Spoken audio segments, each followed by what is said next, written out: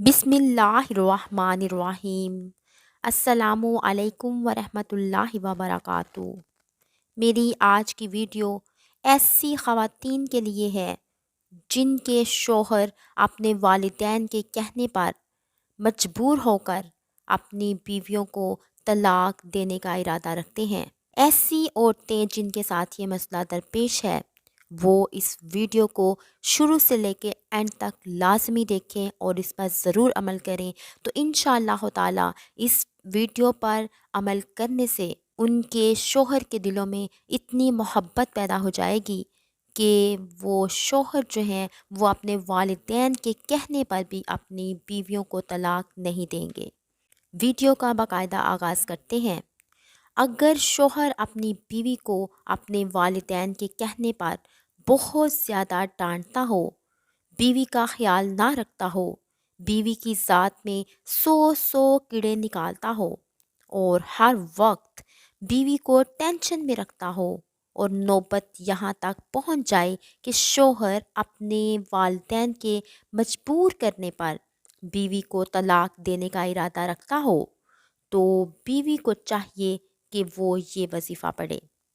वजीफ़े को बाकायदा बताने से पहले आप लोगों से गुजारिश है कि अगर आप लोग मेरे चैनल पर नए हैं या पहली बार मुझे सुन रहे हैं तो इसे ज़रूर सब्सक्राइब कर लें और साथ में लगे घंटी के बटन को भी दबा दें ताकि मेरी हर वीडियो का नोटिफिकेशन बआसानी आप लोगों तक पहुंचता रहे।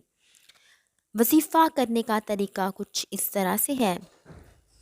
शौहर अगर वालिदैन के कहने पर बीवी को तलाक देने का इरादा रखता हो तो बीवी को चाहिए कि रात को सोने से पहले 41 मरतबा सूरतुल लुक़मान की आयत नंबर 17 से लेके 19 तक अव्वल आखिर 11 मरतबा दरूद पाक के साथ पढ़कर अपनी सास का तसव्वुर करके दम कर दे और दुआ करे कि इनके दिल में नरमी आ जाए और इन्हें तकब्बुर से निजात मिल जाए, इन्हें दूसरों की इज़्ज़त करने और आपके साथ शफ़क़त से पेश आने की तौफ़ीक अता हो।